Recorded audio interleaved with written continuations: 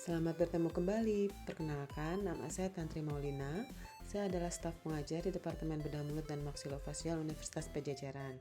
Pada kesempatan kali ini, saya ingin memberikan sedikit penjelasan mengenai pencabutan gigi bungsu dan kapan sebaiknya pencabutan gigi bungsu ini dilakukan. Apakah memang pencabutan gigi bungsunya perlu dilakukan? Sebelumnya, mari kita mengenal gigi bungsu terlebih dahulu. Seperti yang kita ketahui, gigi manusia terdiri dari 32 buah gigi. 8 pada rahang atas kanan, 8 pada rahang atas kiri, 8 pada rahang bawah kanan, dan 8 pada rahang bawah kiri. Seperti yang dapat dilihat pada gambar, untuk masing-masing sisi gigi manusia dewasa terdiri gigi permanen manusia dewasa terdiri dari yang dikenal dengan gigi insisif sentral, insisif lateral, gigi taring atau gigi kaninus, kemudian gigi premolar atau gigi geraham kecil pertama, geraham kecil kedua, gigi molar pertama atau gigi geraham besar yang pertama, geraham kedua, dan geraham ketiga. Yang dikenal dengan gigi bungsu adalah gigi geraham ketiga, baik pada rahang atas maupun rahang bawah.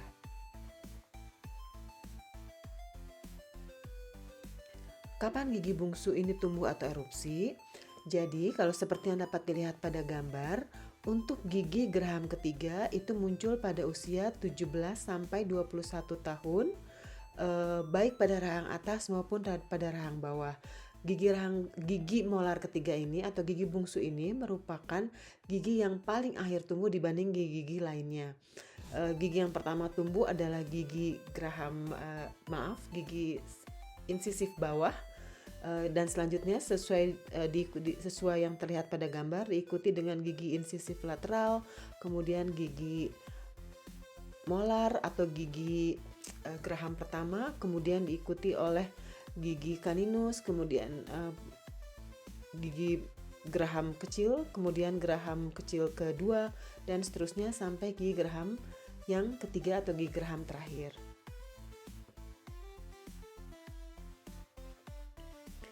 Tidak semua gigi bungsu yang tumbuh dalam kondisi abnormal. Ada juga gigi bungsu yang tumbuh dengan normal. Seperti yang dapat terlihat pada gambar. Pada gambar yang paling atas, ini gigi bungsu atau gigi molar ketiganya tumbuh dengan normal sehingga dia terlihat sama ketinggiannya maupun arah tumbuhnya dengan gigi geraham yang lainnya. Sedangkan pada gambar di bawahnya terlihat beberapa gigi bungsu yang mengalami posisi tumbuh yang tidak normal. Pada gambar horizontal impaction, maka terlihat gigi bungsu berada pada posisi horizontal dan menabrak gigi di depannya atau gigi molar kedua.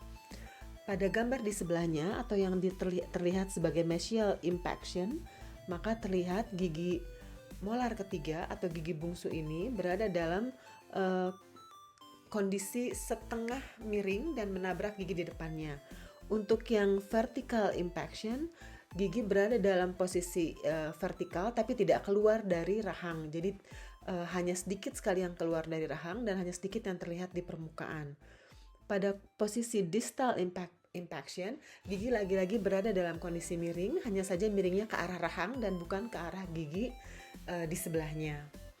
Pada kondisi di mana gigi ini berada dalam kondisi horizontal impaction, mesial impaction, vertical impaction maupun distal impaction, maka pada lazimnya akan timbul keluhan pada pasien. Apa yang harus dilakukan apabila ini terjadi? Mari kita lihat pada slide berikutnya. Secara radiologis, apabila nanti gigi molar ketiga kita mengalami kelainan posisi tumbuh atau tumbuh secara abnormal, maka secara radiologis akan terlihat gambaran sebagai berikut. Untuk yang panah hijau ini adalah memperlihatkan posisi gigi molar ketiga atau gigi geraham yang tidak normal. Jadi kalau dilihat dari posisinya ini terlihat berada dalam mesial impaction, jadi giginya miring, kemudian menabrak gigi di depannya. Yang sebelah kiri juga sama, ini tadi sebelah kanan, ini sebelah kiri juga sama. Dan pada kondisi seperti ini yang berbahaya adalah ketika dia menabrak gigi di depannya, posisinya, maka area ini menjadi sulit dibersihkan dan bisa kita lihat bahwa ini ada area kehitaman pada gigi di depannya yang menandakan bahwa ada karies atau ada keropos pada area tersebut. Dan ini biasanya disebabkan karena sulitnya membersihkan makanan di area tersebut sehingga banyak sekali makanan yang bisa tertumpuk pada area tersebut. Apa saja gejala yang dapat dirasakan ketika gigi molar ketiga atau gigi bungsu ini sedang tumbuh? Ada beberapa gejala. Yang pertama adalah nyeri, kemudian kesulitan membuka mulut. Gejala-gejala yang terlihat pada gambar ini dapat terjadi baik ketika gigi molar ketiga ini tumbuh secara sempurna, erupsi dengan baik atau tumbuh dengan baik, dengan normal, ataupun ketika gigi molar ketiga atau gigi bungsu ini tumbuh dengan posisi yang abnormal atau mengalami impaksi. Yang kedua, adanya bau mulut. Jadi karena kadang-kadang posisi gigi molar ketiga ini tumbuh pada posisi yang abnormal, seperti yang tadi sudah dijelaskan di depan, memungkinkan untuk terjadinya penumpukan makanan pada area antara gigi molar ketiga dan gigi molar kedua atau gigi geraham kedua yang sulit dibersihkan dan berpotensi menimbulkan bau mulut. Kemudian juga berpotensi menimbulkan rasa yang tidak nyaman bagi pasien. Yang ketiga adalah adanya nyeri telinga. Yang keempat adalah adanya pembengkakan pada area gusi di sekitar gigi molar ketiga. Jadi ketika gigi molar ketiga ini akan tumbuh atau akan erupsi, maka dia akan menembus gusi di atasnya.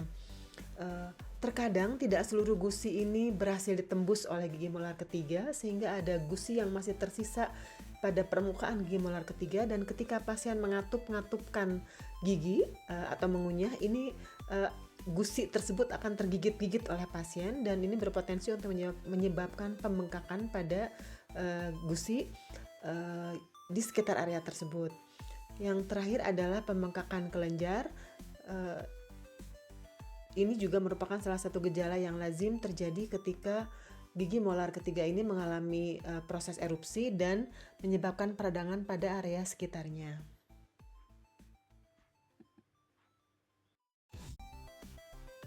Lalu kapan sebaiknya kita ke dokter gigi? Pasien sebaiknya segera menemui dokter gigi apabila keluhan-keluhan yang disebutkan di sebelumnya tadi tidak dialami atau dirasakan oleh pasien, dan tentu saja ketika keluhan tersebut menetap. Jadi ada pasien yang merasakan keluhan tersebut, keluhan nyeri, kemudian keluhan gusi bengkak selama 1 hingga 2 minggu, tapi ada juga yang gejalanya terus menetap dan keluhan tidak menghilang. Maka ini tentu saja adalah indikasi untuk pasien segera menemui dokter gigi. Kalau ternyata gigi molar ketiganya memang mengalami posisi impaksi dan tidak normal, kapan sebaiknya gigi tersebut dicabut? Ada beberapa hal yang harus diperhatikan untuk menentukan kapan sebaiknya gigi dicabut, gigi molar ketiga tersebut dicabut. Yang pertama, apabila pasien merasakan keluhan-keluhan tersebut mengganggu fungsi mulut. Fungsi mulut yang seperti apa? Misalnya fungsi mengunyah, fungsi bicara gitu. Jadi pasien merasa terganggu dengan merasa fungsi-fungsi tersebut terganggu, maka itu adalah indikasi kuat untuk gigi bungsunya segera dicabut. Tapi yang harus diingat adalah ketika pencabutan dilakukan, maka intensitas keluhan harus sudah mereda. Sehingga kalau gigi molar ketiga atau gigi bungsu sedang mengalami peradangan yang cukup hebat, tidak disarankan untuk segera dicabut pada saat itu.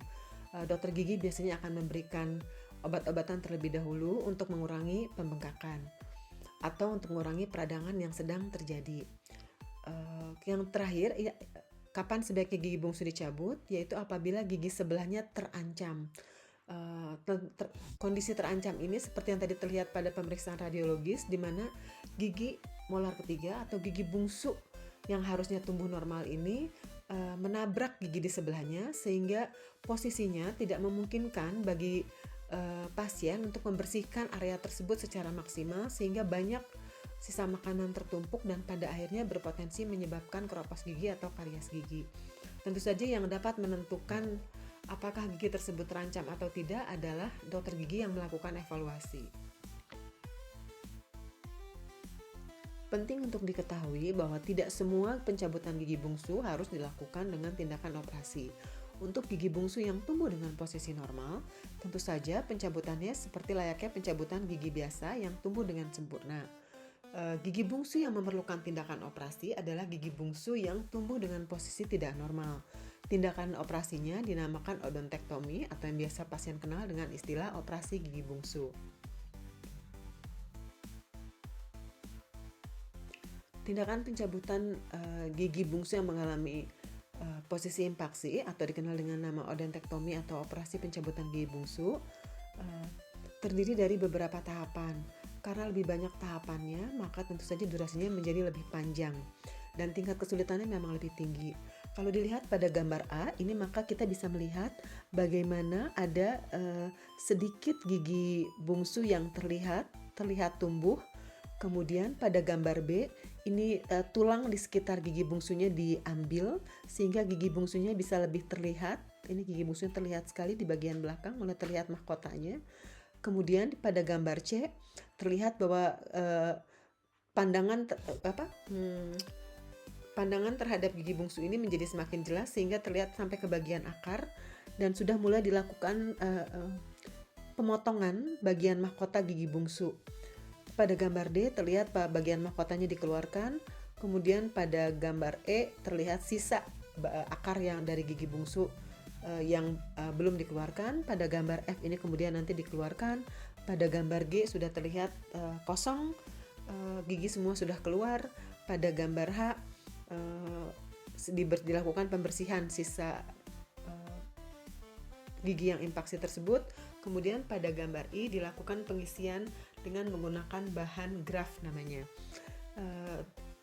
Penting untuk dicatat bahwa odontektomi ini sebagaimana layaknya pencabutan biasa tentu saja didahului dengan tindakan penyuntikan, tindakan anestesi supaya pasien tidak merasakan apapun. Kemudian setelah tindakan penyuntikan dilakukan, pasien tidak merasakan apapun, tidak merasakan nyeri, maka akan dimulai dengan membelah sedikit bagian gusi sehingga nanti pengambilan gigi molar ketiga ini lebih mudah dilakukan. Seperti yang terlihat pada gambar B, di mana gusi sudah terangkat dari area tulang. Setelah gigi keluar dan bekas pencabutan disiap ditutup, maka akan dilakukan penjahitan seperti yang terlihat pada gambar. Ini pada gambar kiri adalah skemanya, kemudian pada gambar kanan adalah bagaimana terlihatnya nanti di dalam mulut pasien. Jadi biasanya dibutuhkan 2-3 jahitan untuk menutup luka bekas gigi yang mengalami impaksi yang sudah dikeluarkan. Kemudian biasanya benang ini akan diambil kembali oleh dokter 7 hari pasca operasi selesai dilakukan. Ada beberapa hal yang harus diketahui dan dipertimbangkan ketika tindakan operasi gigi bungsu ini akan dilakukan.